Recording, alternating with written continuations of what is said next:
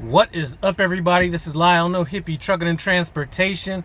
If I sound like I'm screaming in this video, it's because I'm trying to leave this window open and still have you be able to hear what I'm saying. But right now I am at a place called the Super Travel Center in Flatonia, Texas. Now there's nothing super about this place, and there's nothing that resembles a travel center. As a matter of fact, I'm gonna have to pull this phone off of here, but we got two guys over here. Now, first of all, what I want to say is there's nobody here.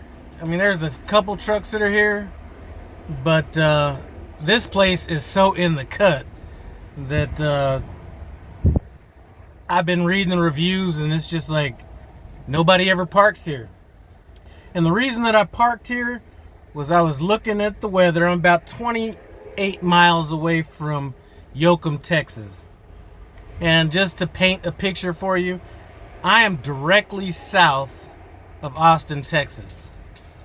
And my delivery is going to be kind of between, more close to Austin as far as distance, but between Austin and San Antonio south. But I started looking at the weather reports, and, you know, they were possibly talking about maybe some tornadoes or something like that. And I was thinking about just driving to the receiver, even though that's not my, that's not my cup of tea. I'm not the type that likes to sit on the side of a road and do, none of that. But I was going to do it anyway, until I stumbled on this place right here. But what worried me was when I looked at that town, I saw a whole bunch of mobile homes. And if there's anywhere that's going to get hit by a tornado, it's a place that has a bunch of mobile homes. So I figured I'd post up here tonight.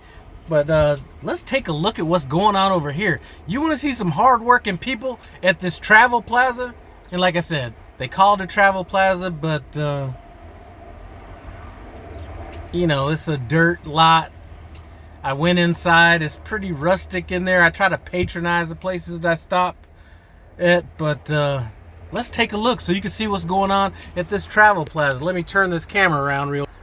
So we have two guys over here, and I don't want to zoom in or anything like that, but they are actually putting a transmission in a truck right now at the travel plaza. So that is crazy.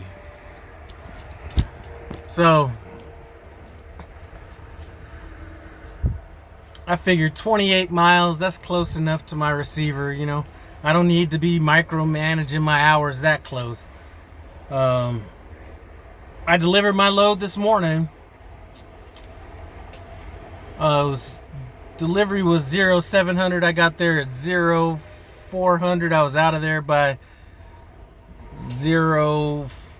I got there 0400. I was out of there by 0500. So was able to get on the road about 4 hours faster, or 2 hours faster than I thought. So that was a good thing, because I was really going to be tight on time if I left there and it took them more than 2 hours to load at my original appointment time. So this is good. Now, I had a few questions. I'd spoke about Myra in my last video, and my fleet manager talking about, how she runs, and we were kind of going back and forth about that. And somebody said, well, how's your new driver running? You know what? That's really nothing that I can really quantify right now, because we just haven't been able to get any traction on that truck for one reason or another. But the main reason is, or this newest reason, should I say, it's almost the curse of any brand new truck, is computer issues, computer updates, stuff like that. So he's been down for about 3-4 days. So I haven't really been able to get any traction on that truck, and right now it is causing me to hemorrhage money. But listen, it's as much as I don't like losing money, it is fucking business. business is not always going to be ups and downs. You cannot always win every week. You know what I mean? And I said, you know what I mean, in place of you know what I'm saying. But, it is, it's been enough to really kind of make me take notice. And I'm happy that I had things stashed away the way I do. But even then, even with that, it's been kind of a tough road. So that truck should be ready maybe tomorrow, something like that, so we can get back going. But it's been a tough road. So we'll see how he's doing once he's been able to put together a body of work, should I say, because right now I can't judge it on anything substantial. But we think we're going to be good on that. Just need to get over this little bit of a hump.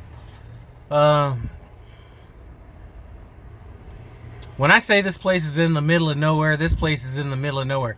I'm not just talking about this, but where I'm delivering. So when I get to this 01 tomorrow, I'm not going to get there super early or anything like that. My delivery's at 0600 tomorrow. I'm probably going to get there about 0530, something like that. I'm going to send a message to dispatch and say, you know what?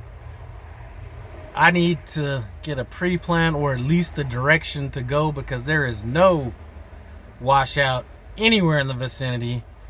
And if I go the wrong way, it could be bad. Now, since I'm kind of between Austin and San Antonio-ish, I might just start heading towards that Laredo area, but then again, that could be the wrong route. Or I could just go out there and just say, here I am, you find something for me.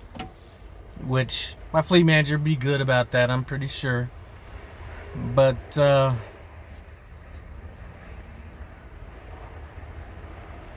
that's about it. Just trying to think if there's anything else. I kind of spoke a little bit about training and things about, things of that nature. And they're really kind of clamping down on people picking kind of their own students, or students picking trainers, just because there's a lack of trainees. And I think that's the main reason. So if somebody says, I'd like for you to train me, that's not necessarily going to be something that they're going to allow, potentially. And I'm not even sure if I'm ready for it yet anyway. I was possibly thinking about doing it maybe in a couple months. The reason I don't want to do it now is kind of twofold. I don't want to do it in a position where it could be looked at like I'm doing it to get me out of a situation. Because I've been taking a beating as far as, these trucks have been going. And like I said, it's business. It's this could be if you bought a new truck somewhere else, or you bought a used truck or whatever. I mean, it's just stuff that happens. But I've been taking a beating on that, and I don't want it to be misconstrued that I'm doing that for that reason. And there's just things that I need to get over in the next couple of months. I'm going to be filing an extension, so that extension is going to go through October as far as taxes go, and I'll probably need to get those in by September, but I'll be kind of at some point going home. As a matter of fact, see this fro right here? See, it's been a long time since I had a pick, but we're going to go ahead and pop this bad boy out. It's been this long since I've been home. So I will be going home at some point. I'm just not sure when. I gotta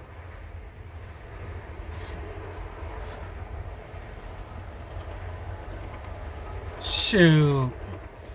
I was talking to my man Terry over at Tim Travels, and he was talking about my afro is gonna be looking like Link or something like that. You know what I want my afro to look like? Jim Kelly.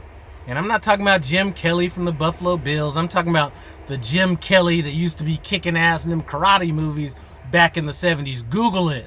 Jim Kelly, fro like bow, kicking ass and all that. But I forgot what my point was. But if I do potentially train, it's going to be a couple months from now.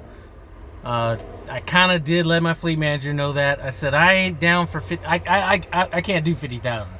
So if somebody's on somebody's truck and they, you know, they're having like trainer-trainee conflict, or if a trainer needs to go home and somebody wants to stay available, it's going to be something like that. But 50,000 miles, I'm just not sure that, as much as I talk about the training I did and all that, I just can't bite off on that one right now. And anyway, I'm all off topic, but I think my main topic was me shutting down here because I was worried about tornadoes where I was going, because I saw an abundance of mobile homes out there. And every time I look at a tornado, I see a bunch of mobile homes that got turned over. So I'm going to stay away from there till tomorrow morning. Hopefully the tornado threat's gone by then. But this kind of was almost a video about nothing. What I want to do is a video about, because I already did a video. You know, I was talking to, God damn it. I don't even want to say the name since I can't remember right now. Simple Plan Trucking, but we had a conversation, and our conversation kind of went into both of us being in the Gulf War, and that got me thinking about some stuff that was going on in the Gulf War, which kind of made me think about another story, which kind of ties into, you know, I've only smoked weed one time in my life, and that was about I was 35, so 20 years ago. 35, 45. Yeah, it was like 20 years ago. I only did it once. And our conversation led me to thinking about that, which led me to thinking about the guy that I did it with, which was a guy that was he wasn't a major, like, he was put it this way, he was a drug dealer on the level of where he didn't count money, he weighed money. So he put it on a scale, each bill was a gram, all that kind of stuff, but you would never know it, because when I met him, you know, he's the first person that hired me in the car business. His wife owned the bar that I was a bouncer at, and that's a whole different story, but I was almost going to talk about that story, but I figured, man, that would be a little bit much for people to be listening to. So I decided not to do that one because I wasn't sure there was going to be any interest, but this is kind of a video about nothing. Like that would be a video about nothing. But I do appreciate you guys stopping by No Hippie Trucking and Transportation. As always, comment, subscribe. I'm out.